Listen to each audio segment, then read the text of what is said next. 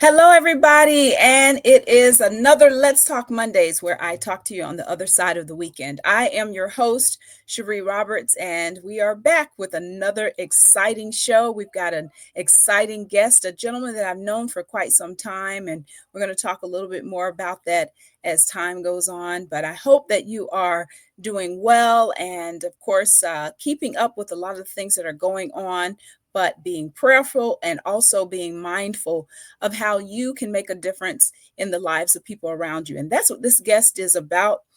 He is a gentleman that has been doing a lot of philanthropy as well as a lot of work for business owners, entrepreneurs. And if you're a person that has a vision that you would like to carry out, I think this gentleman is the person that you want to talk to. None other than Mr. Richard Cuff.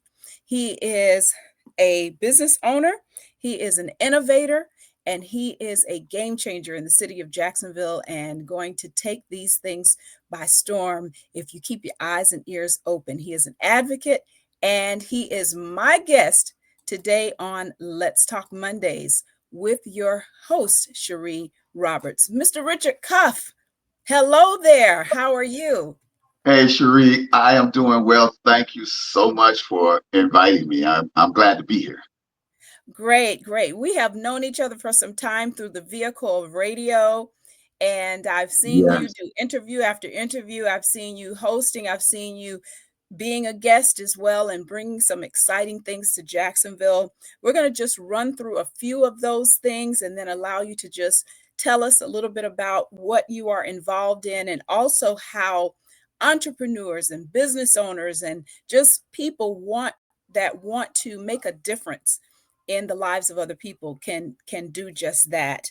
You've sure. even helped me from time to time and allowed me to kind of elaborate on my gift as well.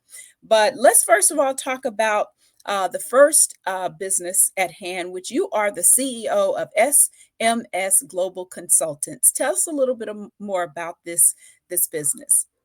Yeah, I started the business actually inspired by a trip. I had a wonderful opportunity to attend the World Economic Forum in Davos, Switzerland. And I was on that mountain, and God told me, look around, and He said, what don't you see? And first, I like black people. And it's like, no, it was Did I tell you he has a good sense of humor as well? You will find out. no, but it was like I didn't see the little guy. I didn't see because these were millionaires and some billionaires, and like the richest people in the world came there for that comp. There are people who flew their private jet over on a private jet. Okay, Wow. so Wow. but that forum goes on every year, but it was so distant from the little guy.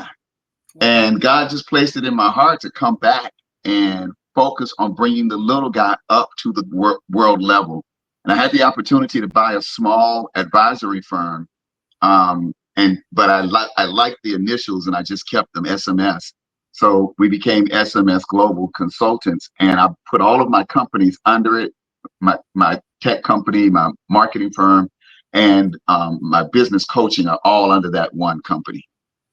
Wow. Now you are a man of many trades and many uh visions that you've been able to encompass under one umbrella. And we're going to give our audience the place and the space where they can go to get more details. But we're going to break down at least three of them today. Sure. And the first one, we certainly want to talk about your beloved wife, who you so passionately give so much credit to when she was with us. So, certainly, let's talk a little bit about the Miriam R. Cuff Innovation Center. What is this Innovation Center about? Yeah, Miriam was my buddy. I mean, we were married for 25 years, known each other 26 years. When we dated, we we like negotiated while we were dating. We on the kids, how many children, how we would lay things out, and we had a 10, 15, 10 plan. So first 10 years, get the marriage off the ground, get the house. Mhm, 15 mhm. years, get the kids through school. And 10 years, we are going to travel the world by alphabet. And that's all we talked about. 4 years ago, she passed away suddenly, unexpectedly. And my life was shattered into a million pieces. And Mhm. I was honestly going, grief is something you just, it's, Mhm. and I'm still going through it, but Mhm. I, God, God was with me every step along the way, and He inspired me to start the Miriam R. Cup Innovation Center in Wow. her honor. And it's a place where entrepreneurs can come in with an idea. And Mhm. I mean, just if it's written on the back of a napkin, the idea is to come in, have a conversation. My background is business development and coaching. So, but I'm a true visionary, and I have the ability to take your vision here and expand it, and then help you to write it down so that we can take advantage of what I call the vision force. And that vision force moves you through the entire existence. And then we bring in the coaches and the consultants and the advisors and the resources, and make certain that you have the right mindset to make it Okay. all the way through that process. Wow, that is so timely, especially in this climate, in the season that we're in. I had a conversation today about talking about when you get a certain age, you begin to age out of the system and can be Yeah. easily aged out. This is so timely for someone who may feel like, okay, I've worked, or maybe I'm ready to do something different.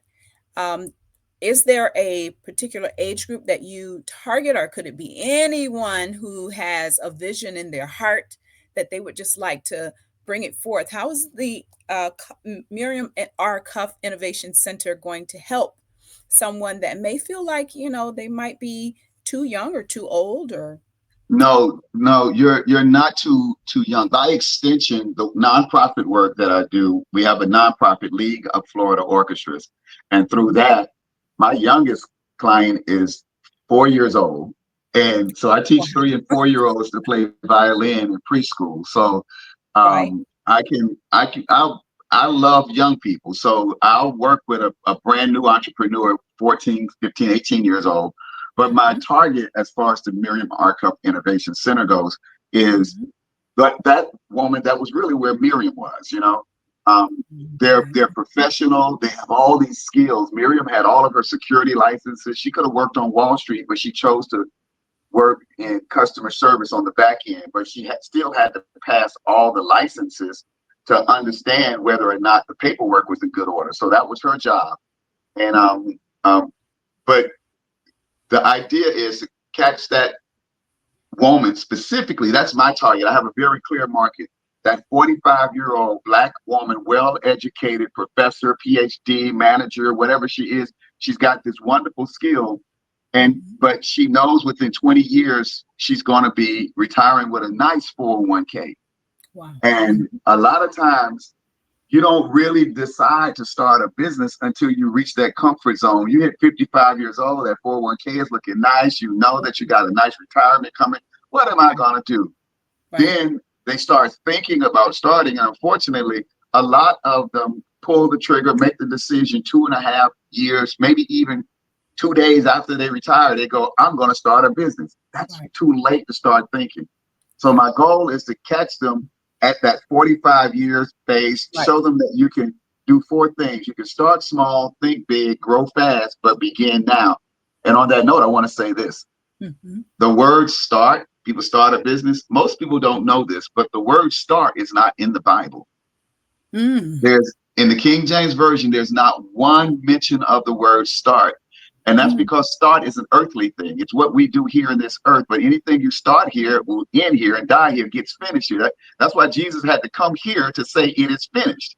Wow. But that which has its beginning Right. has its end in the same place in God. And God is so much into the beginning and the end that He says, I am the beginning and I Mm. am the end.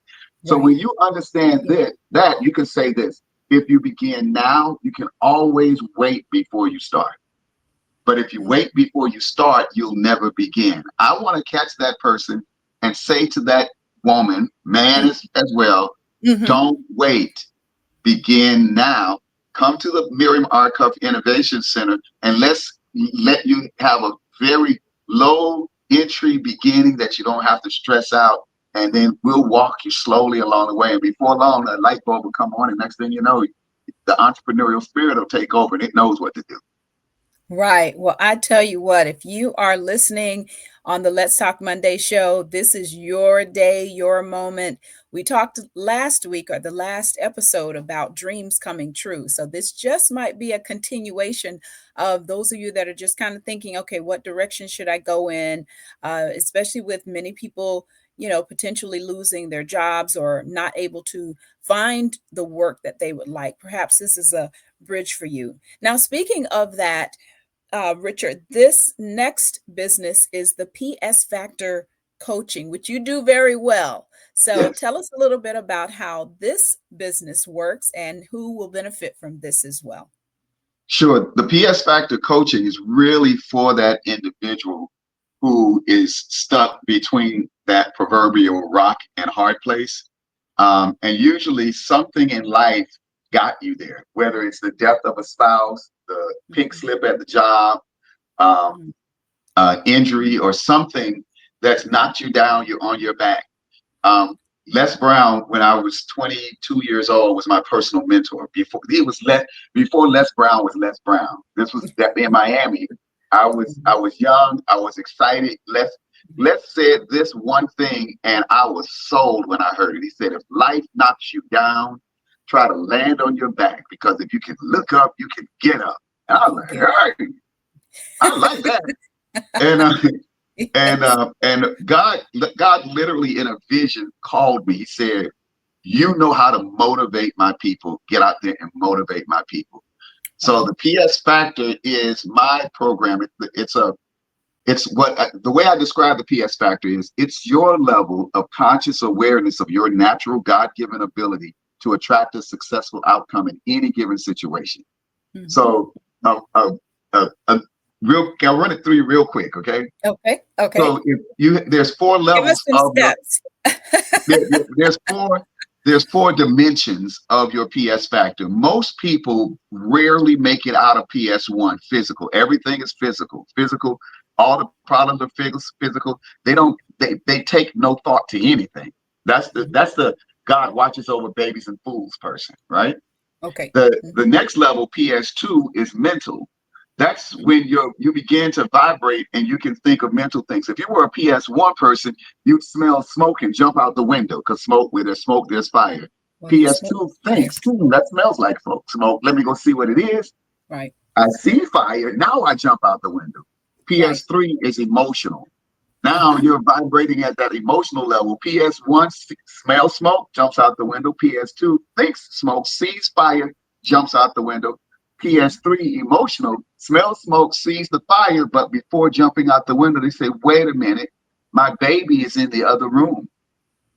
And now at a vibrational emotional level, you put more energy into that decision. It's not such a quick decision. Right. You'll do something crazy like run through the fire to go get your Mhm, baby. But mhm. then once you get your baby, you jump out the window. So PS1 smells smoke, PS2 sees the fire, PS3 thinks about the baby. But what does PS4 do? Spiritual. And Mhm. everybody says PS4 prays. PS4 gonna burn up in that house praying. Yes. PS4 better Yeah. be calling Think 911. about it. Better be doing something. My point is the answer is not in the physical realm. You know PS4 is? PS4 is the fireman that comes into the house. Mhm. All other the physical, mental, and the emotional part of you is running away, but Yeah. the spiritual part of you is walking in because the spiritual part of you knows how to put that fire out, Wow. knows that it has the power to speak to the fire, knows that it doesn't, it has put out so many fires, like fires that you don't even know it's put out. So your higher Yes. level self knows the answer already. You Right. just have to tap into that higher level self, quiet your emotions, quiet your thoughts, quiet the urge to jump out the window, and watch what happens. Right. Well, this is a part of the PS Factor coaching business that you need to be a part of. We're talking with Mr. Richard Cuff. He is the CEO of SMS Global Consulting, and this is just one of two businesses we just discussed. When you watch this Yes. video again, you'll be able to hear what it's about. And so we have yet another, and that was good. Those four steps, I actually wrote them down so that I have something to think about the different steps and different phases that we all experience. But if you want more information, we're going to give you those details, how you can get in touch with Mr. Cuff. But we've got one more business we're going to talk about, and that is the Cora Lee Cuff Fund. Now, I Yes. know there's funding that we talk about, but what is this particular source of funding about? The Corley Cup Fund is something my wife and I started years before she passed away. Um, I remember I attended a church, made a significant donation back years ago when I was Rico the Scorpio, 92.7 to beat back in the day, right? So Those I radio got names, I tell you, we never lose them. Rico the Scorpio. Yeah. So I got I got hired as a personal chauffeur for one of the richest men in Jacksonville, and that was a huge blessing. And so he paid me enough driving 2.5 hours a day. I made a full-time salary. So Wow. but I Wow. also met Miriam and fell crazy in love. So I was ready to give up everything. I gave up radio. I gave up comedy. I would have given up a right arm for that woman. Wow. But I fell so hard in love with her that all I wanted to do was focus on being the right man, the right person. And I had the opportunity to become president of the limo service. So I donated my last check from the radio station, the whole check to the church to buy toys for the children. And 3 weeks later, I'm still down. I'm working in the ministry. And 3 weeks later, they still got old toys. And I'm like, where is the new toys? I go and set up the meeting with the pastor, never met with the pastor. They said, look at the back of the envelope. You'll see the small print says the pastor can redirect the donation wherever he wants it to go. Then they said this, you should have just donated the toys. I said, no, what we going to do is this. I ain't putting another dime in a church plate ever. And I prayed to God and I asked God, please, may I manage the tithe and put them where you would have me put it. And God said yes, and took away the guilt that when the plate is passed, this is what I do. When the plate comes, I just pass it on because I don't Mhm. put money in the plate. I Yeah. have Miriam and I established the donor advised fund. As long Mhm. as it's a 501c3, we can direct the fund to Mhm. send the check to the organization. And we've done that for years. So when she passed away, I had the Coralie Cuff Fund and then start the Miriam R. Cuff Innovation Center. That's Mhm. where that money, that's what gives me life. So the part of me that says, and another thing from the coaching, CLOIP, most people think CL, consumer and laborer, but you have to shift your thinking and Mhm. become a consumer, I mean, a creator and a leader. And then it's CLOI. OI is owner and investor. So now Mhm. you shift to owner and investor, CLOI, and then the P is philanthropist.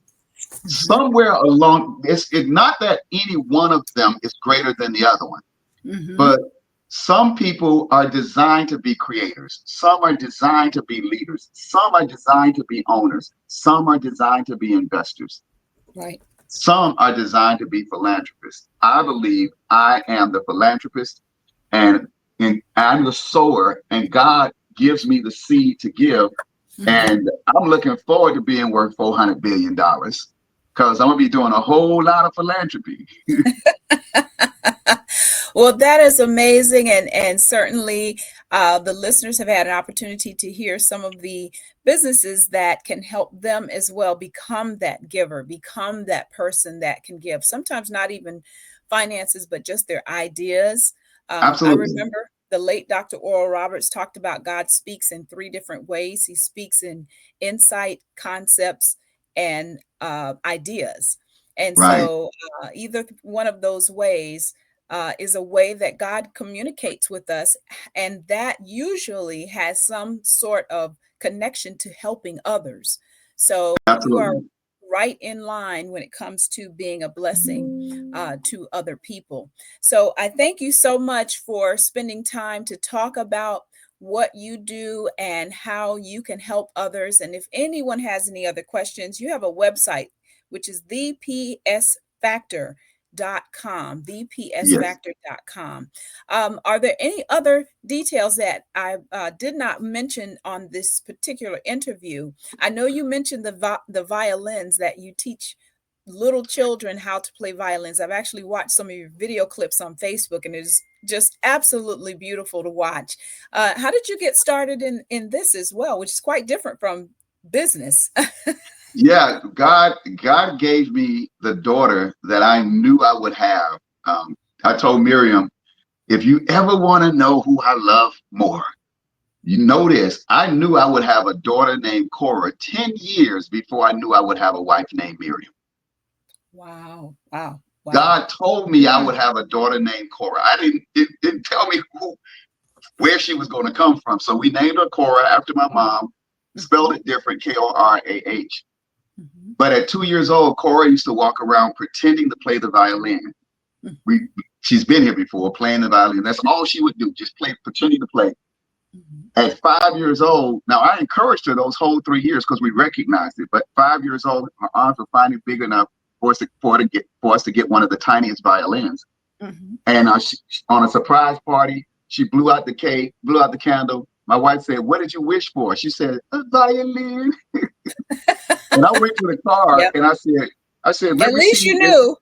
I could have bet on that. I said, Right. let me see if the wish fairy heard you. So I go to the car and I come back with the violin. On the way home, Cora was so excited because that we had her birthday party at a stranger's house. That stranger was her violin teacher. Her first violin lesson was her surprise birthday party. So Wow, wow. That's so amazing. so on the way home, she said Yeah. to Cameron, who Yeah. his birthday was coming up the next month. She says, "Cameron, next month is your birthday, so be sure to wish for what you want, right?" Mhm. So then she turned to me and she said, "Dad, can we get a violin for Ayana and Dinah and Tina?" I said, "No. And don't you dare go to that school telling those children I'm going to get them a violin." But the other side of my brain was thinking, put together a program. Fast forward 23, 20, 23 years later, Yeah. we have the only program that teaches 3 and 4 year olds to play violin in preschool.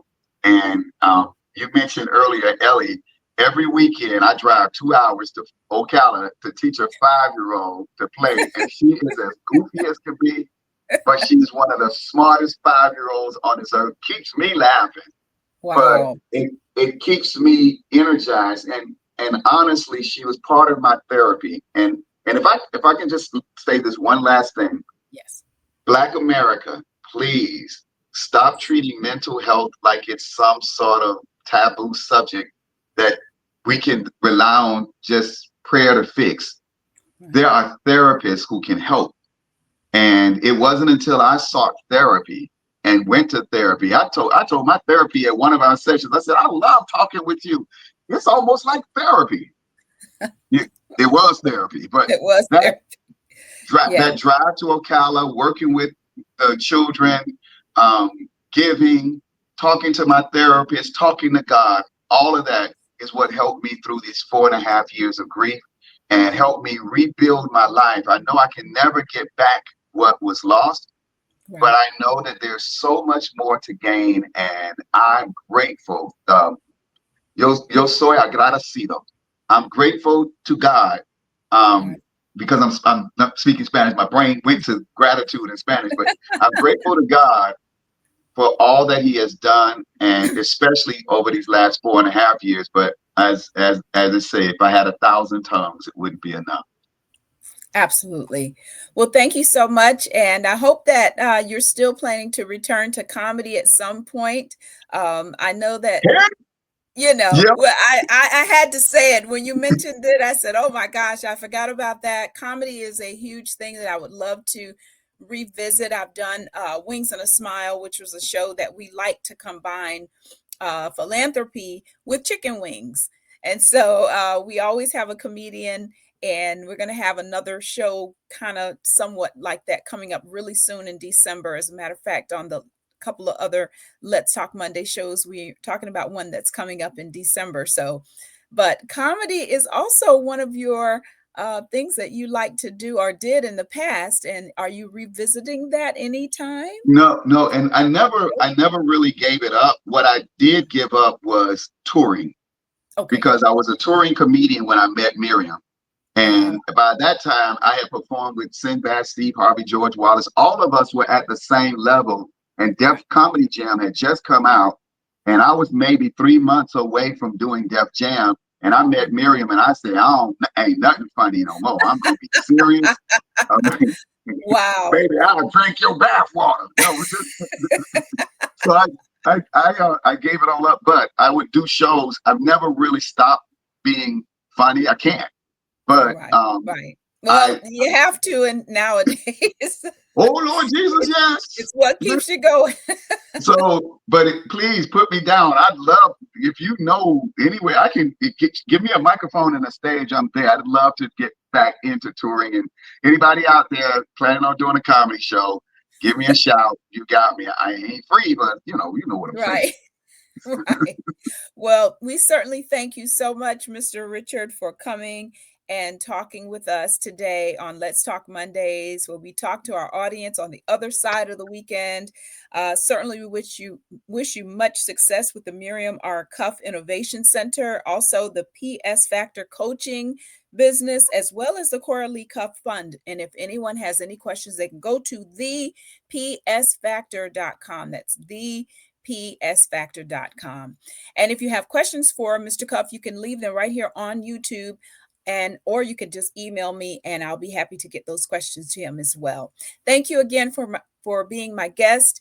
And also for those of you that are listening, be sure to join me again for the Let's Talk Monday show. I'm your host, Sherrie Roberts. Have a wonderful, wonderful day. Thank you, Mr. Cuff. You have a wonderful day as Take well. care. All Bye bye. right. Bye-bye.